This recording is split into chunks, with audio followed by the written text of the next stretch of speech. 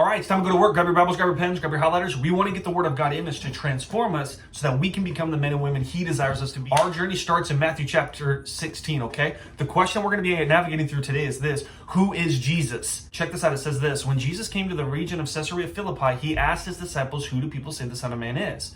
They replied, some say John the Baptist, others say Elijah, still others Jeremiah, one of the prophets.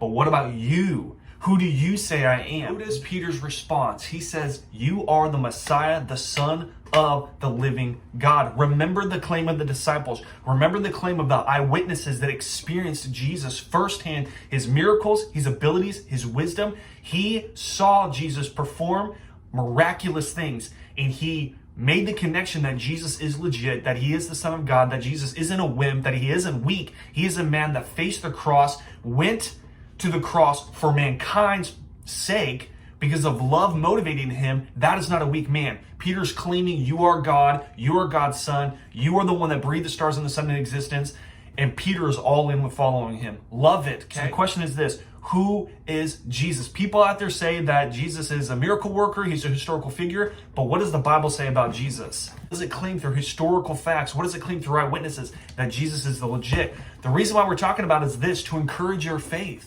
You're not alone. I believe in Jesus. I believe in His resurrection. I believe in what He's capable of doing. 1 Corinthians chapter 15, we're going to transition to this location because we want to talk about who Jesus is specifically. Check this out.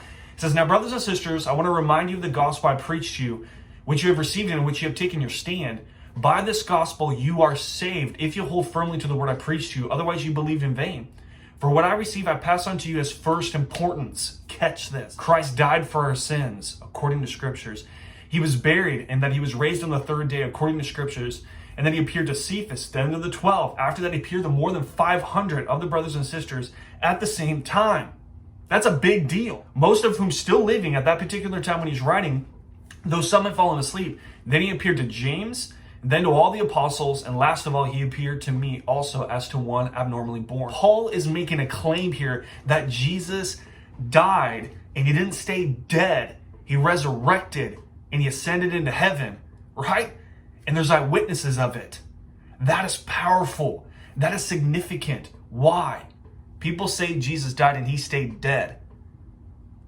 Historical truth, eyewitness accounts in the Bible talks about Jesus is victorious. Jesus is all powerful. If this man Jesus can raise from the dead and He talks about the kingdom of heaven, I'm all in. I want to follow that guy, right? But know that He is the Messiah and that He's capable of doing phenomenal things. I love how Paul wrote that he was also one abnormally born. He opposed Christianity. He was against Christianity. He believed it was a lie. He tried to destroy it. And Jesus showed up and said, Paul, what are you doing? You can check that out in the book of Acts. Phenomenal thing. Jesus converted Paul and said, I'm going to show you how much you must suffer in my name. Here's a point. Being a disciple of Jesus means you're going to have to bear suffering. That's something to think through. But notice Paul's statement of faith. Paul is making the claim that Jesus raised from the dead. A once critic, now follower. Love it. Let's keep going. Mark chapter 10. Check it out. It says this. Mark chapter 10, verse 45, it says, for even the Son of Man did not come to be served, but to serve, and to give His life as a ransom for men. He came on a mission to serve mankind. And not only that, to pay a ransom. Remember, we were stolen away from God by Satan because of his evil schemes. We were manipulated and we listened to it. And Jesus says, I'm here to bring you back into my kingdom. Jesus came to build a bridge and said, come with me and walk across my bridge. As a disciple of Jesus, it makes sense to surrender our loyalty to Him because He cares for us. Jesus cares for mankind. He cares for people. He values people, right? Peter's claiming he is the Messiah. Paul claiming that he is the Messiah. Jesus in Mark 10 saying, I came to serve people. I came to help. We want to be a part of that army, right? We want to be a part of His mission. We want to be involved in what He is producing. Mark chapter 9, starting in verse 2, it says, after 6 days, Jesus took Peter, James, and John with Him and led them up on a high mountain where they were all alone. There He was transfigured before them. His clothes become dazzling white, whiter than anyone could bleach them. And there appeared before Him Moses and Elijah, who were talking with Jesus. Peter said to Jesus, Rabbi, it is good for us to be here. Let us put up 3 shelters, one for you, one for Moses, one for Elijah. He did not know what to say. They were so frightened.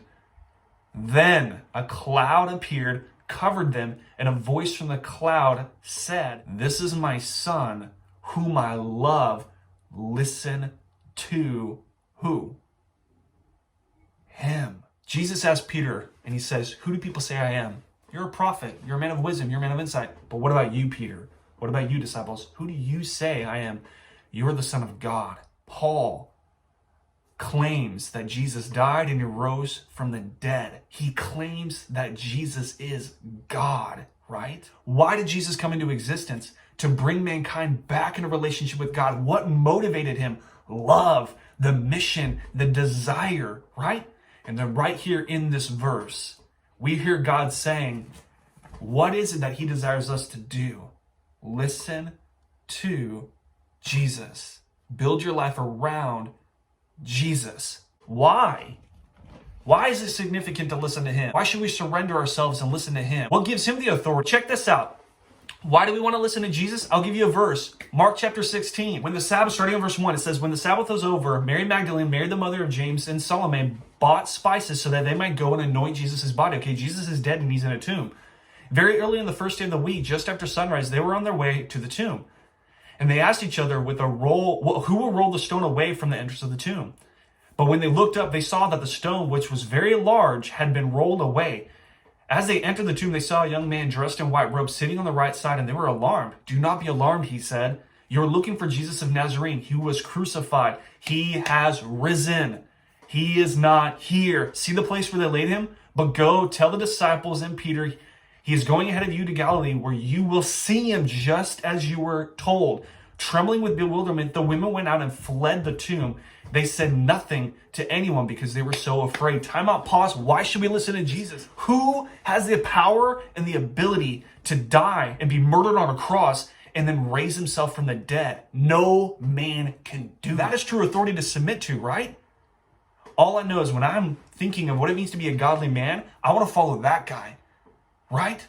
What does it mean to build our lives with wisdom and insight? Jesus has that wisdom and insight. So the question you need to be navigating through is this. What does he want us to do? Listen to him. Why?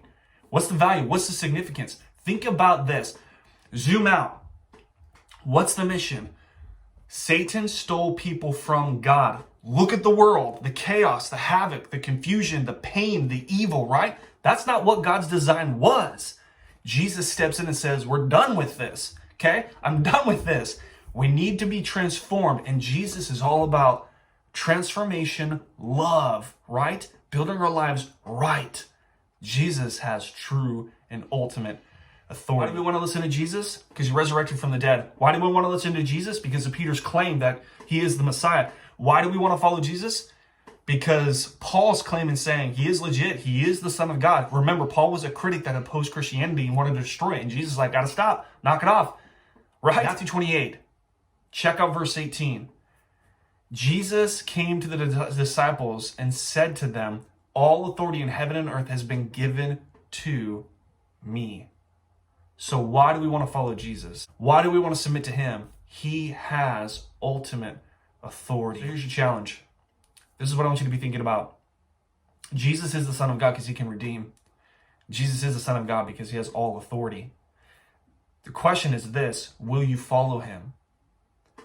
That implies listening to him and submitting to everything that he says. Is it going to be easy? Absolutely not. But is it going to be worth it? Yeah. You're giving up something to gain something greater.